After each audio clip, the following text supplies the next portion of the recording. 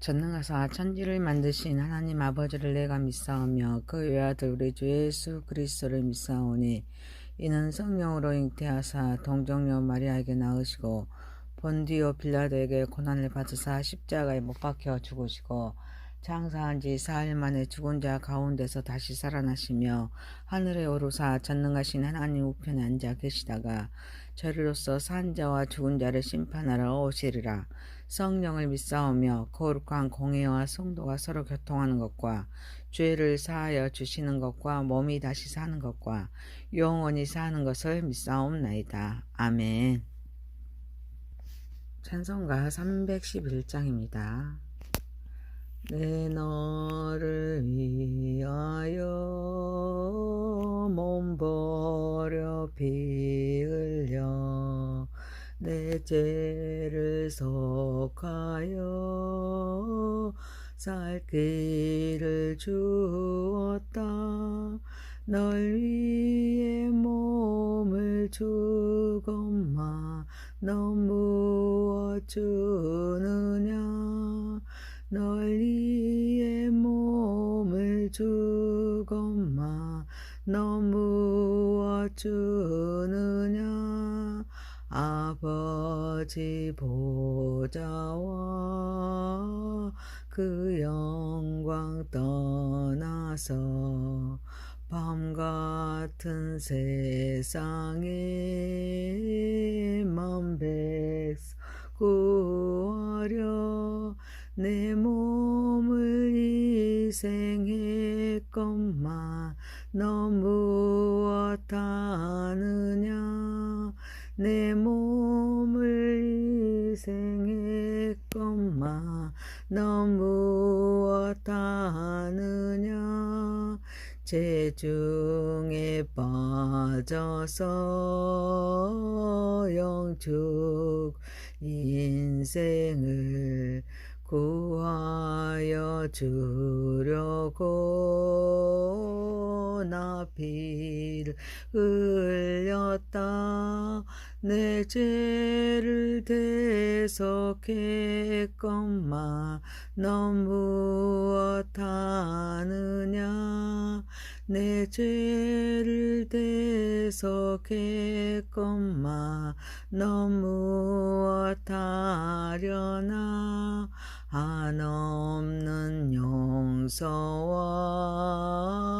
참사랑 가지고 세상에 내려와 값없이 주었다.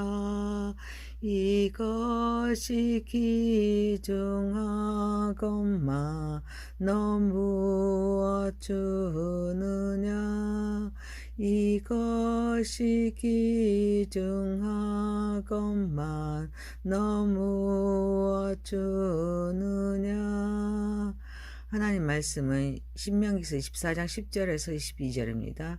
내 이웃에게 무엇을 구워줄 때 너는 그의 집에 들어가서 전당물을 취하지 말고 너는 밖에 서 있고 내게 꾸는 자가 전당물을 밖으로 가지고 나와서 내게 줄 것이며 그가 가난한 자이면 너는 그의 전당물을 가지고 자지 말고 해질 때 그 전당물을 반드시 그에게 돌려줄 것이라.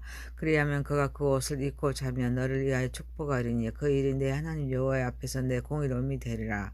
공공하고 비난한 폭군은 너의 형제든지 내 땅 성문 안에 거주하는 객이든지 그를 학대하지 말며 그 품삯을 당일에 주고 해진 후까지 미루지 말라. 이는 그가 가난함으로 그 품삯 간절히 바람이라. 그가 너를 여호와께 호소하지 않게 하라. 그렇지 않으면 그것이 네게 죄가 될 것임이라. 아버지는 그 자식으로 말미암아 죽임을 당하지 않을 것이요 자식들은 그 아버지로 말미암아 죽임을 당하지 않을 것이니 각 사람은 자기 죄로 말미암아 죽임을 당할 것이니라.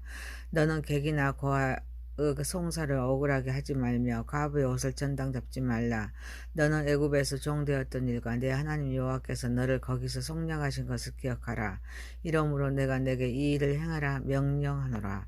내가 밭에서 곡식을 멜 때 그 한 못을 밭에 잊어버리거든 다시 가서 가져오지 말고 나그네와 고아와 과부를 위하여 남겨두라. 그리하면 내 하나님 여호와께서 내 손으로 하는 모든 일에 복을 내리시리라. 네가 내 감람나무를 떤 후에 그 가지를 다시 살피지 말고 그 남은 것은 객과 고아와 과부를 위하여 남겨두며 네가 내 포도원에 포도를 딴 후에 그 남은 것을 다시 따지 말고 객과 고아와 과부를 위하여 남겨두라. 너는 애굽 땅에서 종되었던 것을 기억하라. 이러므로 내가 내게 이 일을 행하라 명령하노라. 아멘. 전능하시고 거룩하신 하나님 아버지, 우리 예배를 받으시고 영광 받으시옵소서. 예수님의 이름으로 기도하옵나이다. 아멘.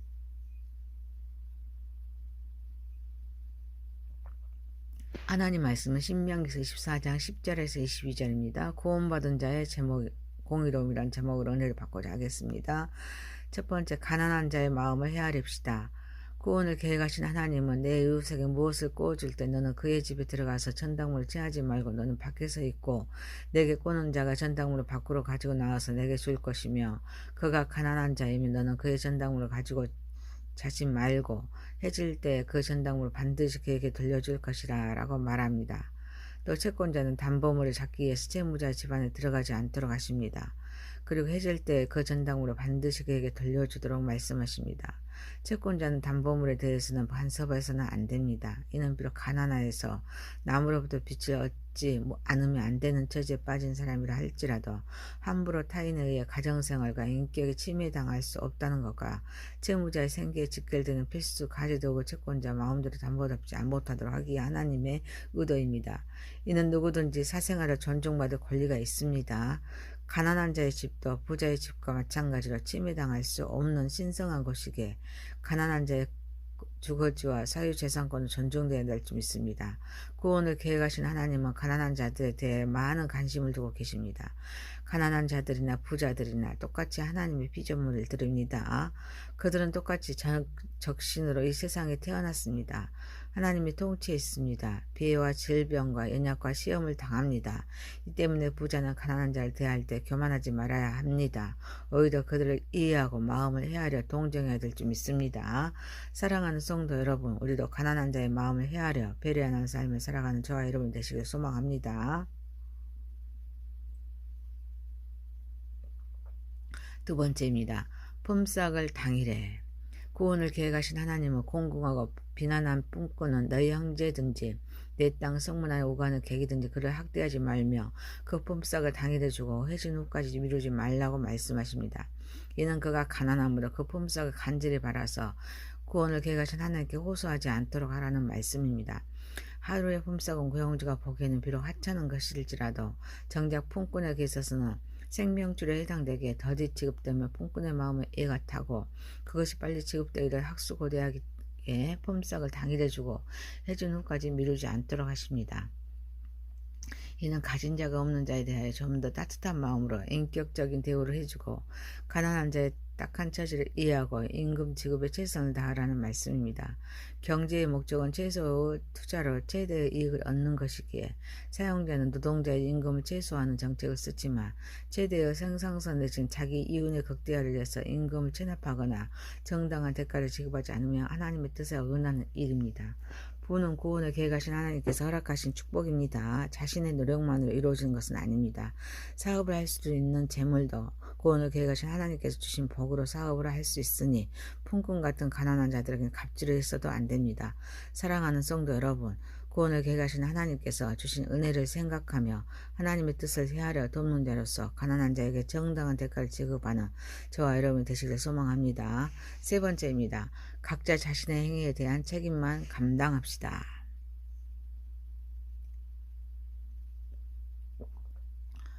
본문에서는 하나님은 자신의 지혜를 대신하여 자식을 대신하여 아버지가 죽임을 당하는 것은 부당하다고 말씀하십니다. 각 사람은 자기 죄로 말미암아 죽임을 당할 것이라 라고 말씀하십니다. 인간 개개인은 구원을 계획하신 하나님의 뜻에 따라 창조된 독립된 인격체입니다. 그래서 각자 자신의 행위에 대해서만 책임을 지면 된다는 말씀입니다. 하지만 고대 이방 국가에서는 중범죄자일수록 그 당사자는 물론이요, 자녀나 가족이나 심지어 친족들까지 몰살시키는 연대처형법이 형성되고 있었습니다. 연대처형법은 과거의 일부 국가에서 사용된 법입니다. 한 사람의 범죄로 인해서 그 친족까지 처벌하는 것을 말합니다. 한국 역사에서 이러한 형법이 존재했습니다. 특히 조선시대에 있는 중대한 범한 사람의 가족이나 친족에게도 처벌을 확대하 적용하는 경우가 있었습니다. 범죄에 대한 형벌은 가능한 한 죄 지은 사람에게만 국한되어야 될 줄 믿습니다. 요한복음 9장에서 날 때부터 소경된 자를 제자들이 보고 예수님께 납비어 이 사람이 맹인으로 된 것이 누구의 죄로 인함이니까? 자기니까 그의 부모니까? 라고 묻는 말에 구원을 완성하신 예수님은 이 사람이나 그 부모의 죄로 인한 것이 아니라 그에게서 하나님이 하시는 일을 나타내고자 하심이라 라고 말씀하십니다. 우리는 하나의 개념을 생각할 때 연상하여 다른 개념을 유추하는 경우가 많습니다. 이는 사고의 발달을 가져오지만 때로는 이에 따라서 하나님께서 기뻐하지 않는 일, 곧 판단은 하나님께서 하시는데 우리가 쉽게 판단해서 정지하게 된다면 하나님께서 기뻐하지 않는 일을 하는 결과가 됩니다. 구원을 계획하신 하나님 우리를 판단자로 보낸 것이 아니라 섬기고 돕고 협력하는 자로 보냈습니다. 사랑하는 성도 여러분, 형제의 단점을 보일 때 판단하기보다는 허물을 덮어주고 섬기고 돕고 협력하는 자로 사명을 다하는 삶을 살아가는 저와 여러분이 되시기를 소망합니다. 네 번째입니다. 힘없는 자들에게 관심을. 구원을 계획하신 하나님은 너는 객이나 고아의 송사를 억울하게 하지 말며 과부의 옷을 전당답지 말라라고 말씀하십니다. 이는 이스라엘의 애굽에서 종되었던 자인데 구원을 계획하신 하나님 여호와께서 성령하셨기에 이를 기억하도록 말씀하십니다. 또한 곡식을 벨 때 그 한 못을 밭에 잊어버렸거든 다시 가서 가져오지 말고 나그네와 고아 과부를 위하여 남겨두라고 말씀하십니다. 감람나무를 떤 후에는 가지를 다시 살피지 말고 그 남은 것은 객과 고아와 과부를 위하여 남겨두고 포도원의 포도를 딴 후에 그 남은 것을 다시 따지 않도록 말씀하십니다. 구원을 계획하신 하나님은 이스라엘의 백성에게 애굽에서 종되었던 일과 하나님께서 성령하신 것을 기억하여서 객이나 고아의 송사를 억울하게 하지 말고 과부의 옷을 전당 잡지 말고 밭에서 곡식을 벨 때 그 한 못의 밭에 잊어버렸거든 다시 가서 가져오지 말고 남겨두고 감람나무를 떤 후에 그 가지를 다시 살피지 말고 포도원의 포도를 딴 후에 그 남은 것을 다시 따지지 말고 객과 고아와 과부를 위하여 남겨두라고 말씀하십니다. 객이나 고아 그리고 과부는 사회적으로 내세우거나 의지할 만한 것이 없습니다.